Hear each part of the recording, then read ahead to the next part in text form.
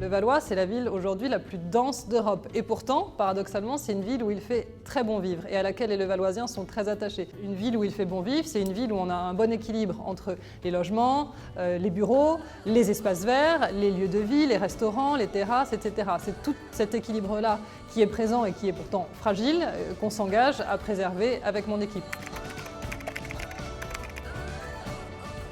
Notre plus grande fierté pour la ville de Levallois, c'est la labellisation de l'écoquartier Eiffel. C'est à la fois une réhabilitation technique, une prouesse technologique due à sa complexité et une prouesse humaine parce qu'il a fallu réhabiliter un quartier en gardant les habitants sur le site. C'était un grand projet qui nous a permis de repenser la ville et de réintégrer ce quartier au centre-ville. Le développement durable, il y a les choses qui se voient et il y a les choses qui ne se voient pas. Les choses qui se voient, c'est par exemple créer des espaces verts, des parcs, des toitures végétalisées, des potagers. Ça, ce sont les choses qui se voient. Et puis, il y a aussi ce qui ne se voit pas et où là, on touche vraiment à ce qui est urbanistique. On parle par exemple d'éclairage public et le remplacement par des LED de toutes nos ampoules d'éclairage qui étaient avant bien plus énergivores. On parle aussi de réseau de chaud et le réseau de froid, qui sont deux réseaux qui nous permettent de chauffer et de climatiser nos copros et nos immeubles de bureaux avec des systèmes beaucoup moins énergivores, beaucoup plus écologiques. On parle de raccordement des crèches et des écoles, par exemple, à ce réseau de froid, parce qu'aujourd'hui, c'est vrai que dans nos crèches et dans nos écoles, avec des étés qui sont de plus en plus caniculaires, il y fait de plus en plus chaud. On est impacté à la fois par le problème de transport de Paris et à la fois par les problèmes de transport des autres villes de l'autre côté de la Seine. Ce qui est important pour une ville dense comme la ville de Levallois, c'est le partage de l'espace public. Nous avons 21 parkings, ce qui permet en principe de limiter le stationnement en surface. Nous venons de créer 9 km de pistes cyclables pour permettre aux Levalloisiens non seulement de profiter du plaisir de faire du vélo, mais également de se rendre au travail à vélo. Il nous reste 2 problèmes à régler qui sont des problèmes importants.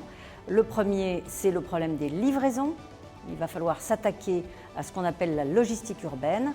Et la deuxième chose, c'est comment partager un espace public restreint entre les piétons, les cyclistes, les trottinettes et les voitures.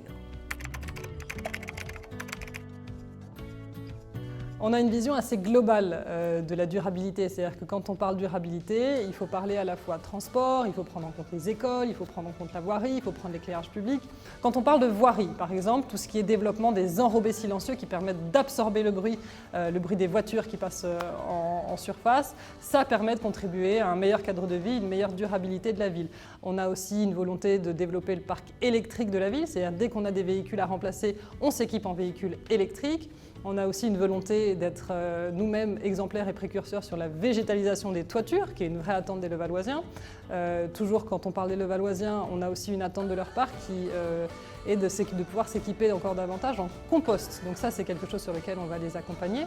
C'est tous ces sujets-là sur lesquels on travaille dès maintenant.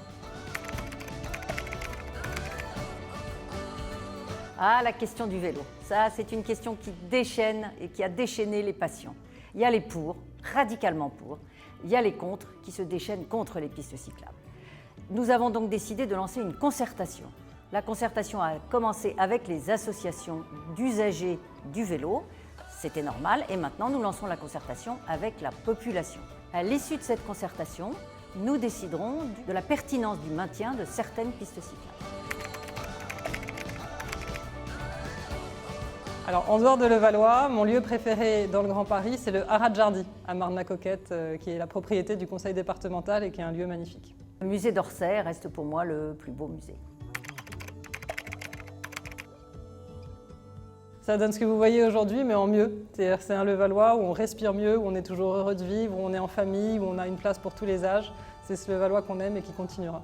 C'est une ville moderne, innovante, où il fait bon vivre. Vélo, c'est un plaisir.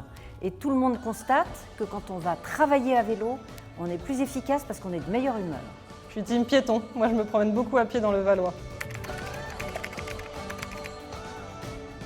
Ah non, je peux pas, sinon je vais faire trop de jaloux. C'est-à-dire que pour 1 euro, je ferai trop de jaloux. Aller dans tous les restaurants, surtout que voilà, ils ont eu beaucoup de peine, beaucoup de difficultés ces derniers temps, donc allez les soutenir, ils sont tous très bien. Ah non, ça je ne ferai pas ça, il y a tellement de bons restos. En un mot, je dirais bien vivre. Merci. Parce qu'on y est bien et qu'on y vit agréablement. D'ailleurs, on a un très bon exemple. Plus personne ne veut partir de Levallois une fois qu'ils y sont.